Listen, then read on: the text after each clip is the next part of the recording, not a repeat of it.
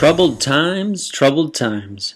Welcome, gentlemen, to the 8th episode of the David Red Pill Nation show. For this episode, I want to center in on running game in the workplace. Now, this is kind of a controversial topic, and just a little background, I do work in, we'll just call it corporate America. It's basically a 9-to-5 type job. I make a really good living. On paper, I make really good money, but I do work in corporate America. So I work with men and I work with women. So I want to do an episode outlining the importance of flirting and running game on women in the workplace. So we're going to go ahead and get started. This is my 8th episode, and I'm going to do 5 different reasons why. So let's get going.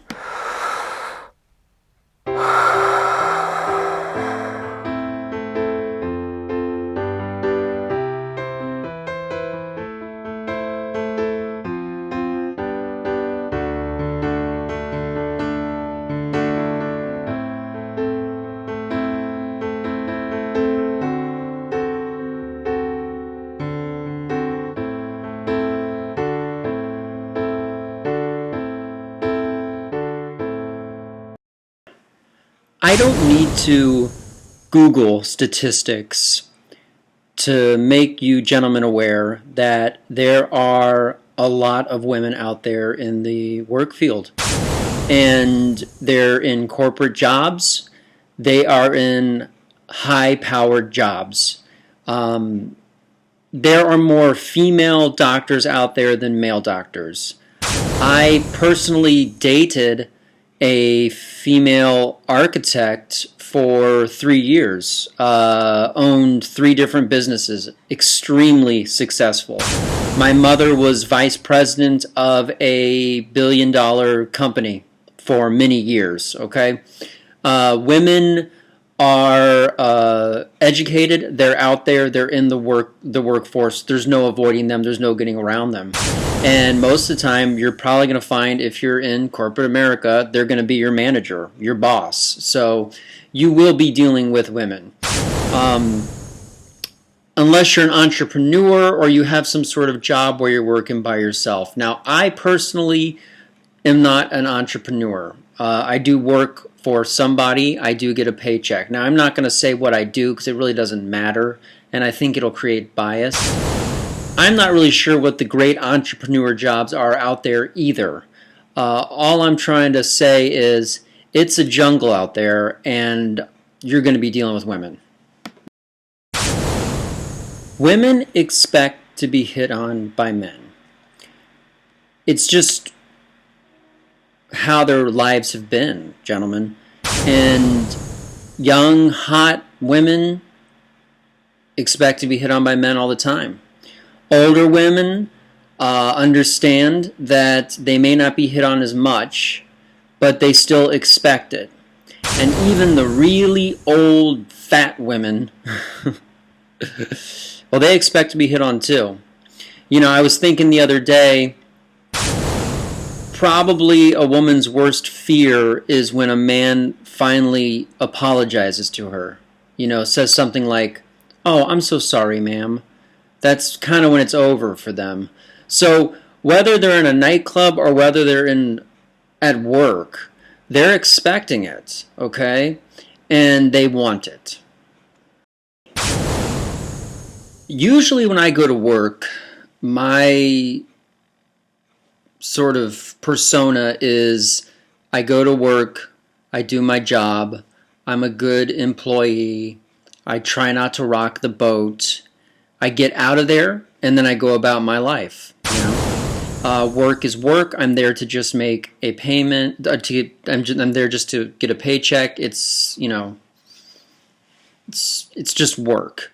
I have since changed that philosophy, and I've done it because I've realized that whenever I'm interacting in the social world, especially with women, I need to always be initiating game in some way. Because if I'm not using it, I'm losing it. I can't just sort of turn it on at certain times and turn it off. It also becomes more second nature to me, and that's what I want. I want game to be second nature. So when I'm at work, work is kind of like a petri dish. You can actually just kind of look around and you can see all different levels of women. You know, there's a 4, there's a hot 9. Well, that's rare to find. There's a hot 8, there's a 6, and then you can sort of kind of base how you're going to behave for each woman like you normally would running game. So work is just yet another place where you can hone your skills in game. Let's face it, gentlemen, work can become very boring and monotonous. And that's just how it is. You know, you're there, you're making your money, you're getting out of there. You're getting paid to do a job. They're paying you because it's not too terribly exciting. Women can make the job more interesting. You can only sneak off and look at your cell phone for so long. So running game on women at work can be just exciting, you know. And I mean, you're not necessarily hitting on them and picking them up for dates, but you are, you know, engaging with them, finding out things about them, and that can spark intrigue and make the shift go by much faster. Everything in life is political, and that certainly is the case at work. Now, this is kind of my biggest point with this episode and dealing with women in the workplace. I've always sort of been invisible at work. I go to work, I do my job, I don't rock the boat. When someone needs something, I do it, I lend a helping hand, and then I get out of there. But what I've noticed throughout the years is really what I've been doing is something called white knighting. And that is where I basically just kind of let women walk all over me by stepping in and doing their work for them because it's like the chivalry thing to do. And what I've noticed is women lose respect for you when you're like that. And they walk all over you, and it actually makes the work environment more difficult to work in. So in essence, running game on women or flirting with women or showing some sort of alpha traits will actually make your job easier, which is so counterintuitive. But once again, the whole nice guy complex does not come into play. You should never be the nice, obedient man to a woman. That's outside of the workplace or in the workplace. I've never slept with or dated a woman I've worked with. Now, I have worked the same job with a woman I was living with, but we got the job after we were living together. Just because it's the old saying, you don't want to shit where you eat. I think sleeping with someone I work with or dating, it would just be a nightmare, a ticking time bomb.